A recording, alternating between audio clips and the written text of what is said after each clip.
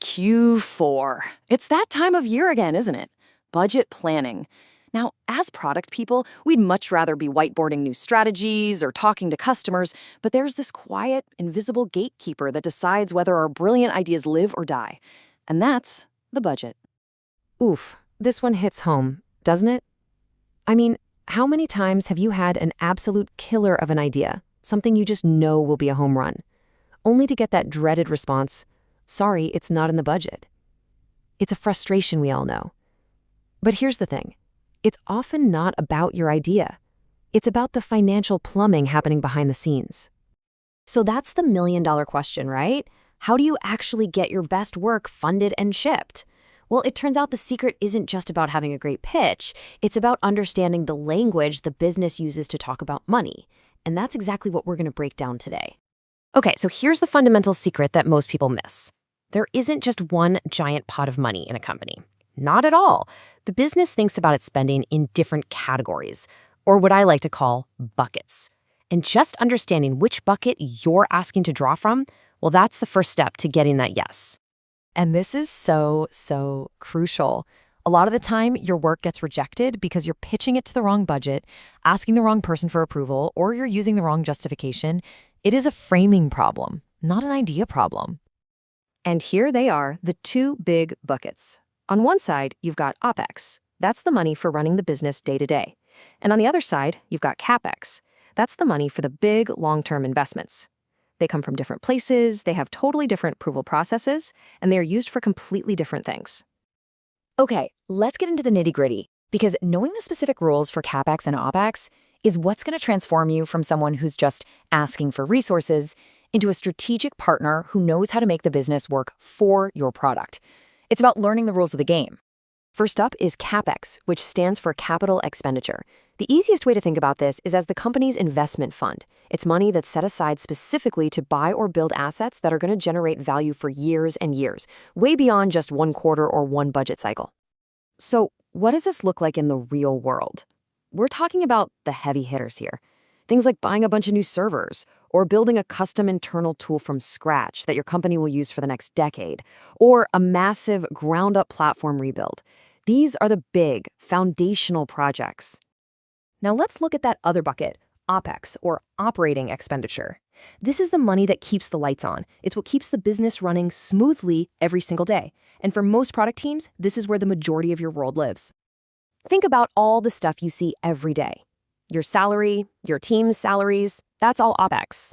Your subscriptions to tools like Figma, Jira, or Mixpanel, yep, OpEx. Hiring a research agency for a quick 4-week project, that's OpEx too. It's the recurring cost of just doing business. Now, this slide right here, this is where it really clicks. Pay close attention to that bottom line, approval. An OpEx request might just need your VP to sign off. But CapEx? Whoa, that's a whole different level. We're talking senior execs, maybe even the board of directors. That means a much longer, much more scrutinized process. Knowing this one thing can completely change how you plan your big bets. All right, enough theory. Let's run through a few real-world product scenarios. This is where the rubber really meets the road. Okay, let's start with your daily bread and butter. Fixing bugs, making small UI tweaks, little enhancements. This is classic OpEx, no question. Your team is already on the payroll, so you're really just deciding how to use that existing operational budget from sprint to sprint. What if you need another engineer on the team? Since salaries are an ongoing, recurring cost, that's an OpEx request. It's going to come out of your department's operational budget for headcount.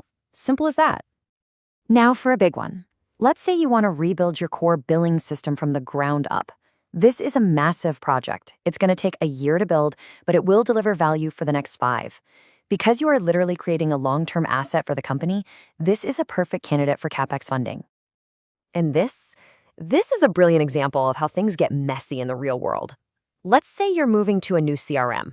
The massive one-time effort to migrate all the data and build the integrations, that could probably be capitalized as CapEx.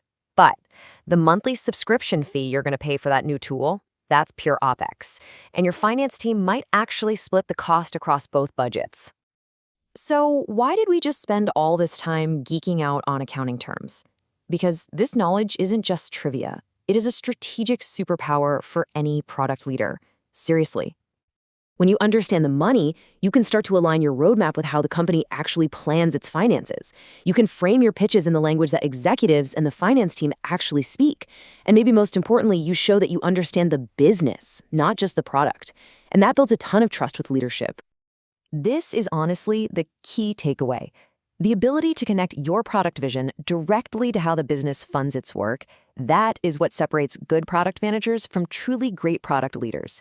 It is an absolute game changer for your career. So let's make this really actionable. This week, I want you to go look at your roadmap. Pick 2 or 3 of your big initiatives and just ask the question, is this CapEx or OpEx? And hey, if you're not sure, go ask someone in finance. They'll love it. Then, for your very next proposal, consciously think about which budget it comes from and who owns it, and frame your entire pitch around that. And that's the end goal, right?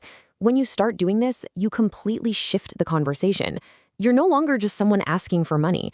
You become a strategic partner who knows how to put the company's capital to work to create real, tangible value through your product. And that is how you get things done.